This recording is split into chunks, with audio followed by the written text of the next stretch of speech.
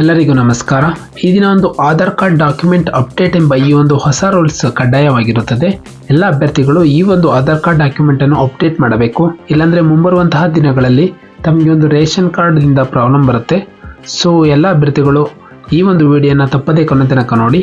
ಹೇಗೆ ದಾಖಲೆಗಳನ್ನು ಅಪ್ಡೇಟ್ ಮಾಡಬೇಕೆಂದು ನಾನು ತಿಳಿಸಿಕೊಡುತ್ತೇನೆ.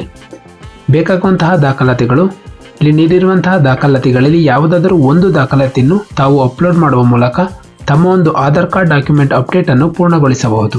ಪಡಿತರ ಚೀಟಿ, ಮತದಾರರ ಗುರುತಿನ ಚೀಟಿ ಅಂದರೆ ವೋಟರ್ ಐಡಿ ಅಥವಾ ಡ್ರೈವಿಂಗ್ ಲೈಸೆನ್ಸ್, ಪಾನ್ ಕಾರ್ಡ್ ಅಥವಾ ಕಿಸಾನ್ ಫೋಟೋ ಪಾಸ್ಬುಕ್, ಭಾರತೀಯ ಪಾಸ್ಪೋರ್ಟ್ ಅಥವಾ ಒಂದು ಶಾಲಾ ಪ್ರಮಾಣ ಪತ್ರ ಅಥವಾ ಭಾವಚಿತ್ರದೊಂದಿಗೆ ಶಾಲಾ ವರ್ಗಾವಣೆ ಪತ್ರ, ಹೀಗೆ ಹಲವಾರು ರೀತಿಯ ಡಾಕ್ಯುಮೆಂಟ್ಸ್ಗಳನ್ನು ಅಪ್ಲೋಡ್ ಮಾಡುವ ಮೂಲಕ ತಮ್ಮ ಒಂದು ಆಧಾರ್ ಡಾಕ್ಯುಮೆಂಟ್ ಅಪ್ಡೇಟ್ ಅನ್ನು ಆನ್ಲೈನ್ ಮುಖಾಂತರ ಸಲ್ಲಿಸಬಹುದು. ಅಪ್ಲೋಡ್ ಮಾಡುವ ವಿಧಾನ ನಮ್ಮ ಒಂದು ಡಿಸ್ಕ್ರಿಪ್ಷನ್ ಬಾಕ್ಸ್ ಅಲ್ಲಿ ಒಂದು ಲಿಂಕ್ ಅನ್ನು ಕೊಟ್ಟಿರ್ತೀವಿ.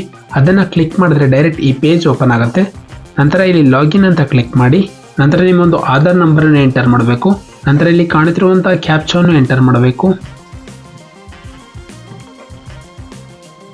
ನಂತರ ಸೆಂಡ್ OTP ಅಂತ ಕ್ಲಿಕ್ ಮಾಡಿ ನಂತರ ನಿಮ್ಮ ಒಂದು ರಿಜಿಸ್ಟರ್ಡ್ ಮೊಬೈಲ್ ನಂಬರ್ಗೆ ಒಂದು OTP ಬಂದಿರುತ್ತೆ. ಆ OTP ಯನ್ನು ಇಲ್ಲಿ ಎಂಟರ್ ಮಾಡಬೇಕಾಗಿರುತ್ತದೆ. ಆ OTP ಬಂದು 10 ನಿಮಿಷಗಳ ಕಾಲಾವಧಿಯನ್ನು ಹೊಂದಿರುತ್ತದೆ. ಆ 10 ನಿಮಿಷದ ಒಳಗೆ ಅಭ್ಯರ್ಥಿಗಳು ಒಂದು OTP ಯನ್ನು ಇಲ್ಲಿ ಎಂಟರ್ ಮಾಡಿ ಲಾಗಿನ್ ಅಂತ ಕ್ಲಿಕ್ ಮಾಡಬೇಕು. ನಂತರ ನಿಮಗೆ ಇಲ್ಲಿ ಡಾಕ್ಯುಮೆಂಟ್ ಅಪ್ಡೇಟ್ ಅಂತ ಫಸ್ಟ್ ಆಪ್ಷನ್ ಇರುತ್ತೆ, ಅದನ್ನು ಕ್ಲಿಕ್ ಮಾಡಿ. ಈ ಒಂದು ಡಾಕ್ಯುಮೆಂಟ್ ಅಪ್ಡೇಟ್ ಲಾಸ್ಟ್ ಡೇಟ್ ಬಂದು 14/3/2024 ಅಂದರೆ ಮಾರ್ಚ್ 14ರವರೆಗೆ ಕೊನೆಯ ದಿನವಾಗಿರುತ್ತದೆ. ಅದರ ಒಳಗೆ ಎಲ್ಲ ಅಭ್ಯರ್ಥಿಗಳು ಈ ಒಂದು ಡಾಕ್ಯುಮೆಂಟ್ ಅಪ್ಡೇಟ್ ಅನ್ನು ಮಾಡಬೇಕು. ಇಲ್ಲಾಂದರೆ ಮುಂಬರುವಂತಹ ದಿನಗಳಲ್ಲಿ ಈ ಒಂದು ಮಾಹಿತಿಯನ್ನು ಅಪ್ಡೇಟ್ ಮಾಡಿಲ್ಲ ಅಂದರೆ ಅಭ್ಯರ್ಥಿಗಳಿಗೆ ಒಂದು ದಂಡವನ್ನು ವಿಧಿಸಲಾಗುವುದು. ನಂತರ ಇಲ್ಲಿ ನೆಕ್ಸ್ಟ್ ಅಂತ ಕೊಡಿ. ನಂತರ ಇಲ್ಲಿ ನೆಕ್ಸ್ಟ್ ಅಂತ ಕ್ಲಿಕ್ ಮಾಡಿ.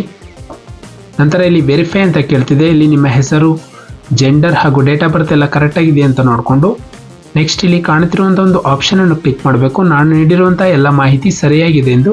ನಂತರ ನೆಕ್ಸ್ಟ್ ಕ್ಲಿಕ್ ಮಾಡಿ. ನಂತರ ಡಾಕ್ಯುಮೆಂಟ್ ಅನ್ನು ಅಪ್ಲೋಡ್ ಮಾಡಬೇಕಾಗಿರುತ್ತದೆ. ಅದು JPG ಅಥವಾ PNG ಅಥವಾ ಒಂದು PDF ಫಾರ್ಮೆಟಲ್ಲಿ ಇರಬೇಕು.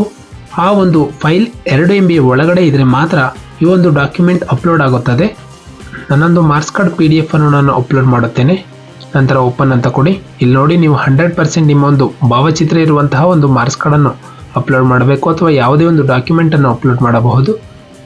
ನಂತರ ಇಲ್ಲಿ ಎರಡನೇ ಆಪ್ಷನ್ ಪ್ರೂಫ್ ಆಫ್ ಅಡ್ರೆಸ್ನ ಕೂಡ ಡಾಕ್ಯುಮೆಂಟ್ ಅನ್ನು ಅಪ್ಲೋಡ್ ಮಾಡಬೇಕಾಗಿರುತ್ತದೆ.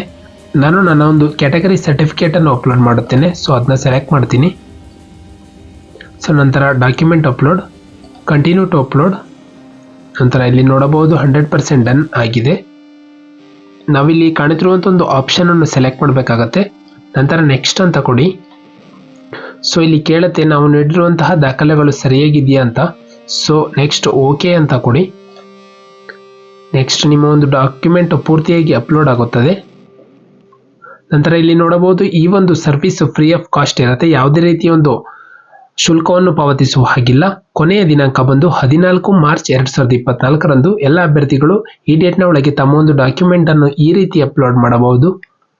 ನೆಕ್ಸ್ಟ್ ಸಬ್ಮಿಟ್ ಅಂತ ಕ್ಲಿಕ್ ಮಾಡಿ. ನಂತರ ಸಬ್ಮಿಟ್ ಅಂತ ಕ್ಲಿಕ್ ಮಾಡಿದ ನಂತರ ನಿಮಗೆ ಒಂದು ಅಕ್ನಾಲೆಜ್ಮೆಂಟ್ ಸಿಗುತ್ತೆ, ಅದನ್ನು ಡೌನ್ಲೋಡ್ ಮಾಡಿಕೊಳ್ಳಬಹುದು.